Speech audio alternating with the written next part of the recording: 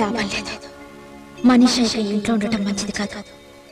ఏదో ఒకటి చేసి దాన్ని బయటకు పంపించేయాలి.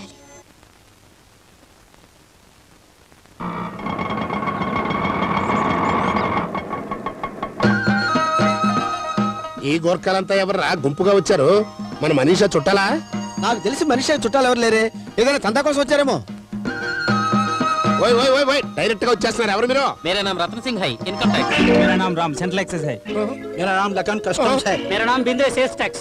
ఓరి నాయనో, మా శ్రీరామ్ గాడు హవాలా కుంభకోణంలాగా ఏదో గోల్మాల్ చేసి ఉంటాడు. వీడి ఫ్యామిలీతో సహా రైడింగ్ వచ్చారు. రైడింగ్ కు మేమెందుకు వస్తాం సార్, మా ఆఫీసర్స్ వస్తారు. అంటే మీరంతా ఆఫీసర్లు కదా? కాదు, ఆఫీసుల ముందు నుంచునే గోర్ఖాలం.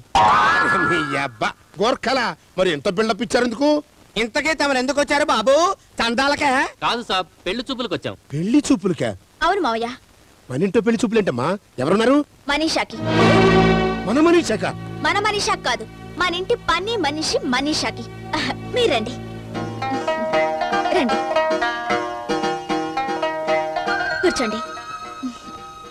ఒక్క నిమిషం, ఇప్పుడు వచ్చేస్తాను. ఏమిటో ఇదంతా? ఏంటంటారేంటండి, కథ క్లైమాక్స్ వచ్చింది, మనందరం బొక్కలో పడతాం.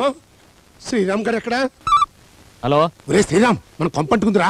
అయితే ఫైర్ ఇంజిన్ ఫోన్ చేయకుండా ఇక్కడికి చేసావు? వెంటనే 101 ఫోన్ చేసి చెప్పు. రే చవటా, కొంపంటుకుంది నిప్పుతో కాదురా, పెళ్లితో. ఇక్కడ పెళ్లి చూపులు జరిగిపోతున్నాయి. నాన్న, ఈ వయసులో నీకు ఇప్పుడు పెళ్లి చూపులేంటి? పెళ్లి చూపులు నాకు కాదురా దద్దమ్మ, నీ రెండో పెళ్ళానికి. మనీషాకి పెళ్లి చూపులా? ఇదేమిటి ఇంకా ఇలాగే ఉన్నావు? త్వరగా రెడీ అవ్వు, వాళ్ళు వచ్చేసారు. దేనికక్క? చెప్తానుగా.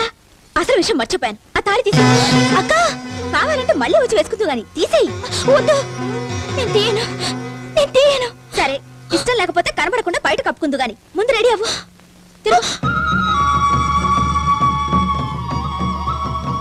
కూర్చో. ఈ అమ్మాయి నేను చెప్పిన మనీషా. అచ్చా బేటా దేక్. నువ్వు కూడా చూడు, పెళ్లి కొడుకుని. పెళ్లి కొడుకా? పెళ్లి కొడుకు ఏమిటక్క? నీకు మళ్ళీ పెళ్లి చేస్తున్నా. భయపడకు, నీ గురించి వీళ్ళందరికీ ముందే చెప్పా. రెండో పెళ్ళైనా పర్లేదనా? వద్దు, నాకే పెళ్లి వద్దు. ఒక్క నిమిషం. మనీషా, ఏమిటిది? నేనెంతో కష్టపడి సంబంధం తీసుకొస్తే నువ్వు. నాకు పెళ్ళైంది, భర్త ఉన్నాడు. ఏడి, ఎక్కడున్నాడు? వచ్చావా? అడుగో ఆ సెంటర్ లో పడే. నీ రెండో పెళ్ళానికి రెండో పెళ్లి కొడుకు. బయట పోండి. Get out, all of you out. వెళ్ళండి వెళ్ళండి వెళ్ళండి వెళ్ళండి. తిప్పుకుంటా వచ్చారు మందలు మందలు అండ సందర్భంలాగా. చూడు, ఈ పెళ్లి వల్ల నీకు తోడు నీడ ఏర్పడతాయి. నా మాట విను, కాదరకుండా పెళ్లి కొప్పుకో. వద్దక్క, నేను మరో పెళ్లి చేసుకోను. ఏ రోగం? 3 ముళ్ళు వేసిన భర్త ఉండగా మరో 3 ముళ్ళు వేయించడం తప్పమ్మా. ఎందుకు తప్పు? ఆ మొగుడనేవాడు ఉన్నాడో లేదో తెలీదు, వస్తాడో తెలీదు. తన గురించి, తన బ్రతుకు గురించి ఆలోచించకుండా పారిపోయిన వాడి కోసం జీవితాంతో ఎదురు చూస్తూ ఒంటరి బ్రతుకు బ్రతకాలా? ఏమండి, దానికి మీరైనా చెప్పి పెళ్లి కొప్పించండి. అలాగే మనీషా, ఈ పెళ్లి చేసుకో.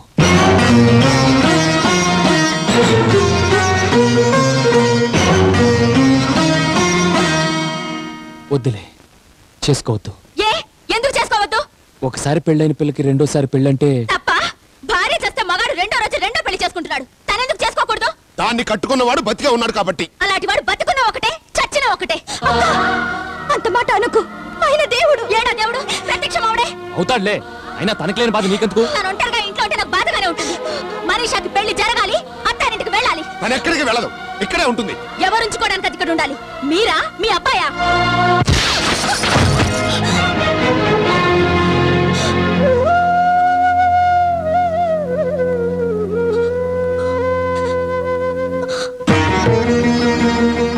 ఇంతవరకు నా మొగుడు నన్నెప్పుడు ఒక్క మాట లేదు, ఒక్క తిట్టలేదు. నువ్వు ఇంట్లోకి వచ్చాక ఈ మనుషులో మార్పు వచ్చింది. నన్ను కొట్టే పరిస్థితి వచ్చింది. వీల్లేదు, నువ్వు ఇంట్లో ఉండటానికి వీల్లేదు.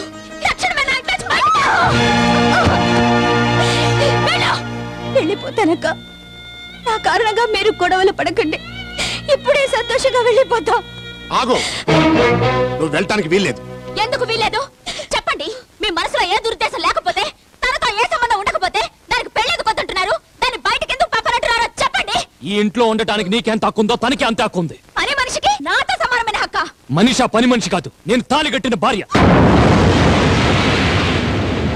నీ కొడుగ్గా పెరుగుతున్న బాబుకి కన్న తల్లి.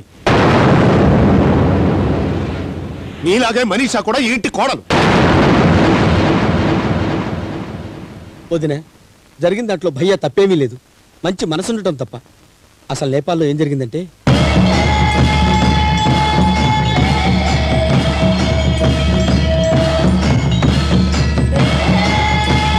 అలా పెళ్లి జరిగిపోయింది. అందరికీ న్యాయం చేయాలని తను అన్యాయం అయిపోయాడు. అందరి బాధలు తనే దిగమింగాడు. వాడు బాధపడుతుంటే ధృతరాష్ట్రులాగా చూస్తూ ఊరుకున్నానే తప్ప నోరు విప్పి చెప్పలేకపోయాను. మీ కొడుకుని సమర్థించకండి. మీ భార్య చనిపోతే మీరు ఇంకో పెళ్లి చేసుకోలేదు, కానీ నా భర్త నేను బ్రతుకుండగానే దాన్ని కట్టుకున్నాడు. ఎందుకు? నా దగ్గర ఏం తక్కువైందని. సీత ఆవేశపడకు, నేను చెప్పేది విను. తాగొద్దు. మీరంతా కలిసి నన్ను మోసం చేశారు, నన్ను ఏమార్చారు, అన్ని విషయాలు దాచి పిచ్చిదాన్ని చేశారు. నేను చిన్నప్పటి నుంచి శ్రీరాముడి తప్ప మరో దేవుణ్ణి పూజించలేదు. మీరు మరో ఆడదానికి చూస్తారని ఊహించలేదు. ఇంతకాలం మీరు శ్రీరామచంద్రుడని ఏకపత్ని వ్రతుడని మురిసిపోయాను. మీరు రాముడు కాదు, రాక్షసుడని ఇప్పుడు తెలిసింది. నా కోడలివైనా కూతురువైనా నువ్వేనమ్మా అనేవాళ్ళు. నేను నిజంగా మీ కూతుర్ని అనుకుంటే నాకింత అన్యాయం జరుగుతుంటే నిజం ఎందుకు చెప్పలేదు? ఎందుకు ఇంత ద్రోహం చేశారు?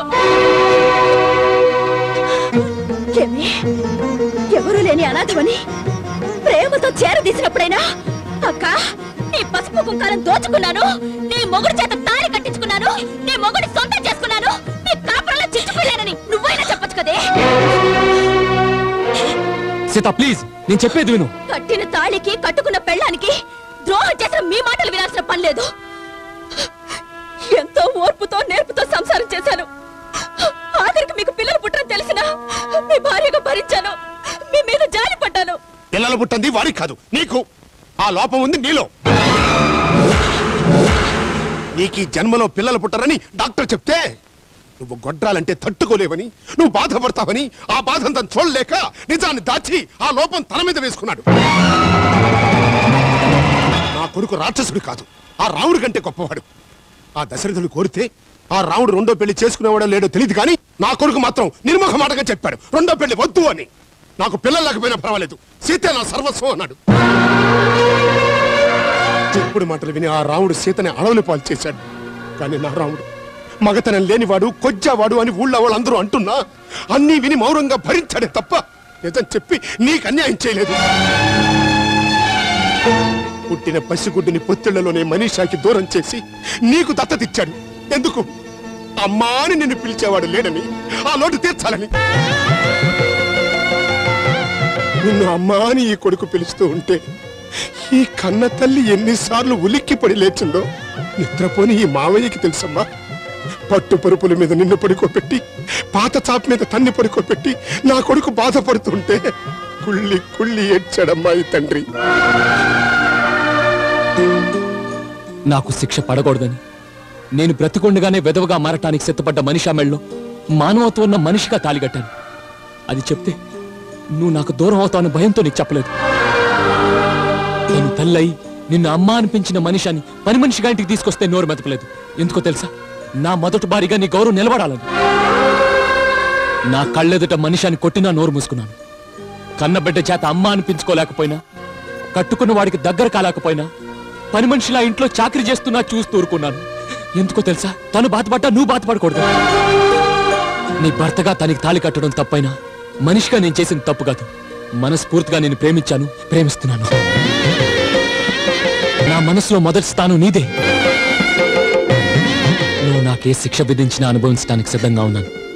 కానీ నన్ను వదిలి వెళ్ళిపోతానని మాత్రం అనుకో. నిన్ను వదిలి నేను ఉండలేను. నా బిడ్డ మీద ప్రమాణం చేసి చెప్తున్నాను.